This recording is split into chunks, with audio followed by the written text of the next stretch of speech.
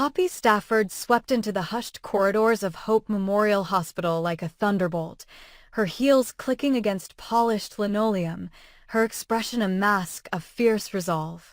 Doctors paused mid-step, nurses inched away from their stations, and patients with wary eyes watched from gurneys as she mounted the low dais outside the ICU. The fluorescent lights ricocheted off her tailored jacket, the one with subtle gold stitching, as she raised a single hand to silence the whispers. "Very well," she declared, voice crisp and unyielding.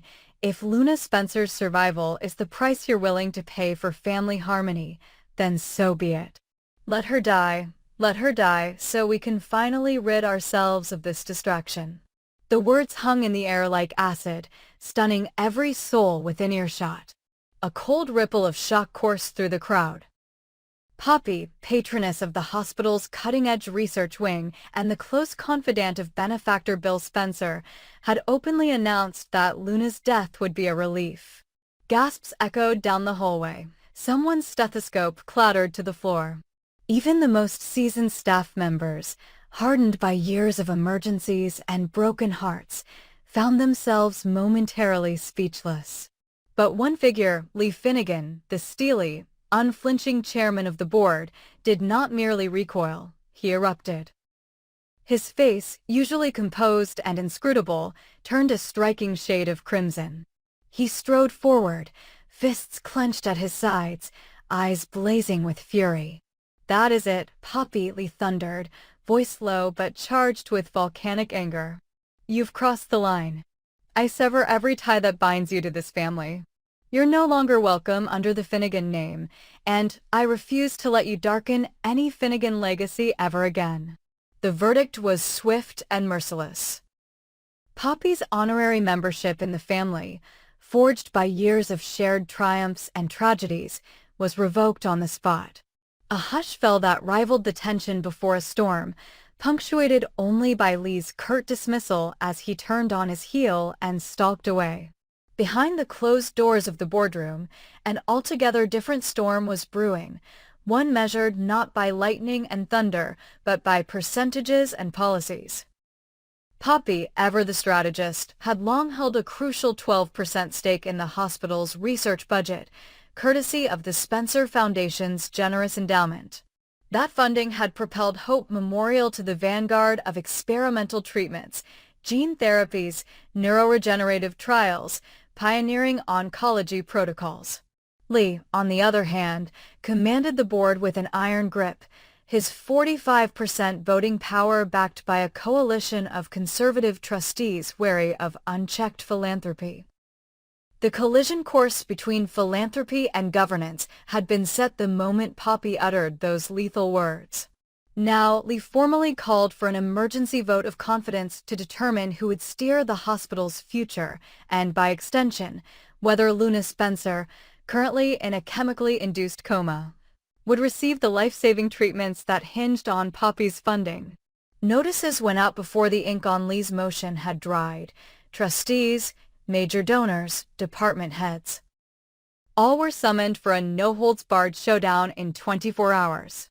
The tension rippled through every department. Oncology nurses whispered about beds that might go unfilled. Researchers fretted over halted trials. Surgeons wondered whether their cutting-edge instruments would gather dust if the Spencer Fund withdrew. Every floor buzzed with hushed speculation and feverish prayer for Luna's awakening. As the hours marched on, alliances formed in hushed corners and virtual threads. Dr. Carlos Rivera, head of the neurology wing, pledged unwavering loyalty to Poppy, his gratitude for the Spencer funding outweighing any familial squabbles. He drafted impassioned memos detailing how Luna's recovery could unlock breakthroughs in traumatic brain injury, proof that science and compassion need not be mutually exclusive. Meanwhile, Finance Director Marjorie Hewen quietly courted Lee's conservative bloc, reminding them of the fiscal responsibility owed to the hospital's legacy, of the necessity to balance budgets without the unpredictable whims of one family's billion-dollar fortune. Emails flew at the speed of gossip. each trustee's inbox a battleground where pleas, threats, and ultimatums vied for attention. A leaked audio clip of Poppy's hospital pronouncement, "Luna dying is better," became an incendiary ringtone on countless phones, ensuring that no one could ignore the stakes.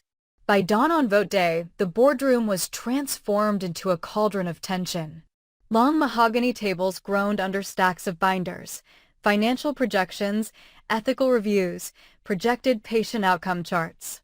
At one end sat Lee, flanked by his most reliable allies, stern-faced trustees in dark suits, hands clasped like prayer beads. At the other, Poppy occupied a single chair of white leather, a silent thundercloud in designer heels, her composure as unshakable as ever. Between them hovered the ghostly image of Luna Spencer, her fate suspended on a thread of votes. Bill Spencer himself hovered at the periphery, torn between loyalty to the hospital his family had dutifully funded for generations and love for his daughter, whose fate now seemed as precarious as a high-wire act without a net.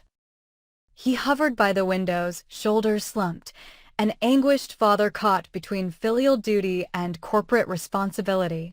The proceedings commenced with a perfunctory roll call, though every name summoned a nod of anticipation in the pit of every stomach. Each trustee stood, one by one, to cast their vote. In favor of Poppy Stafford, whose funds are critical to our research arm, I. A cluster of votes, confident and swift. In favor of Lee Finnegan's motion to remove her. Another chorus, hushed but resolute. The tally crept upward, vote by vote, each eye echoing like the clang of a gavel. The final votes would decide not only the distribution of millions, but the course of countless lives tethered to the hospital's future and the life of one young woman lying between life and death. As the count reached its climax, a hush fell. Bill, summoned to cast the final decisive vote, 12th in line, rose from his stance by the window.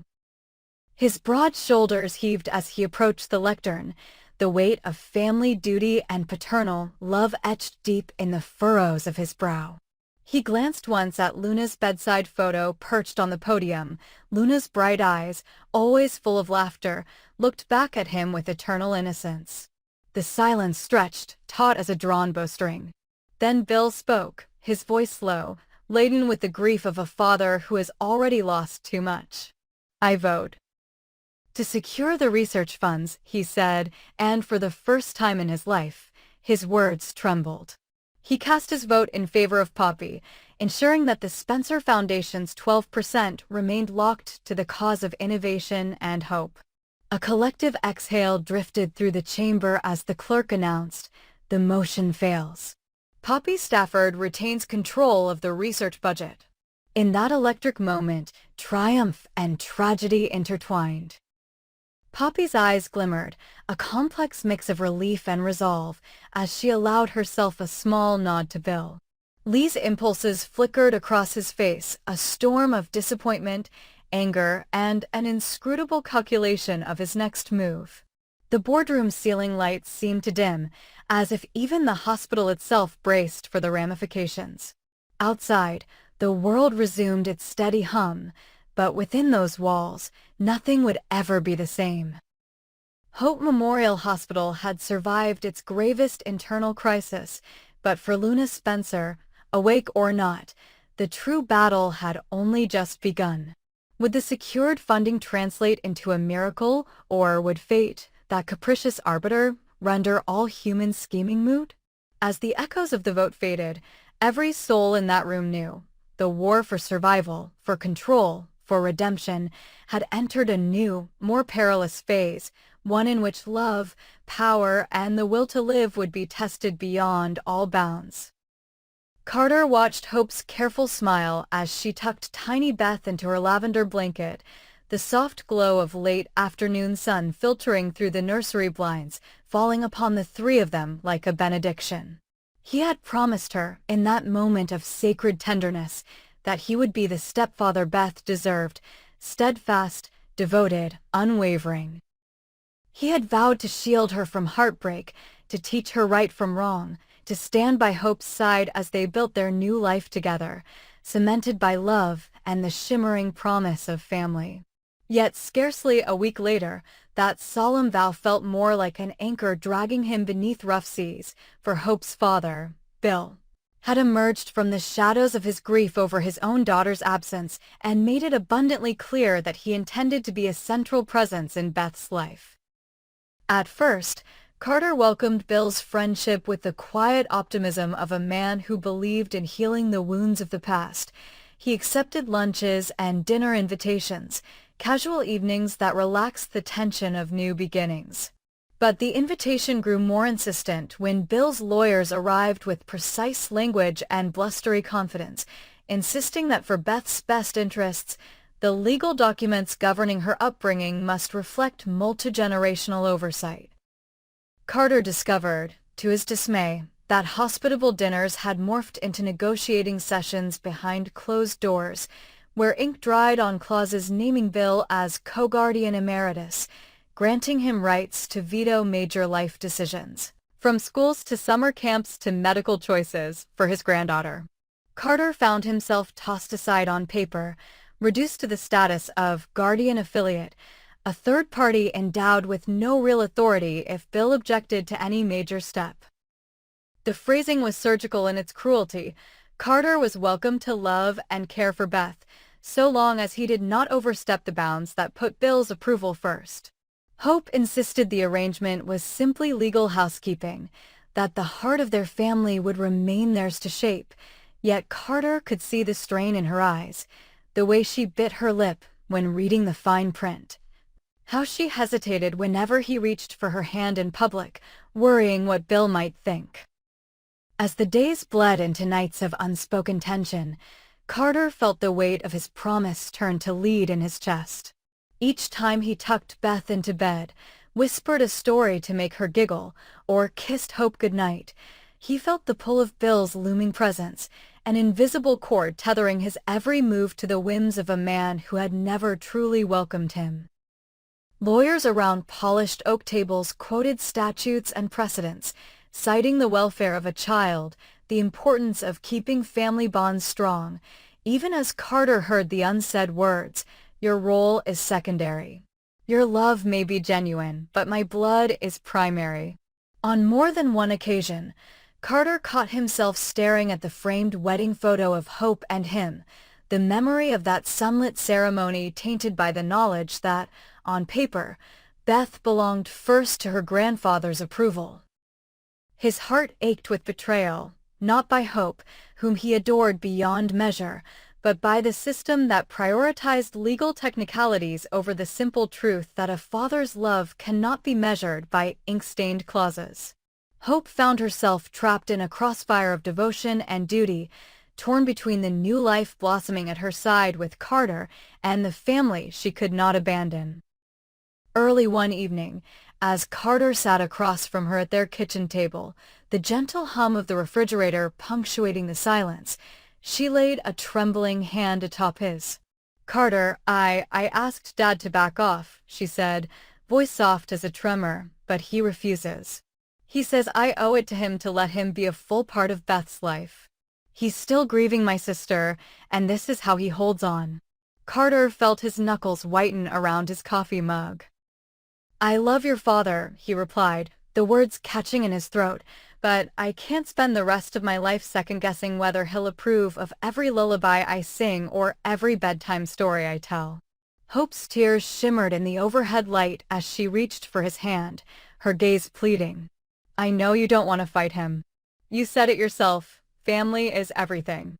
But if he walks away from us, if he really believes I'm siding with you over him, he'll cut me off, and then what?"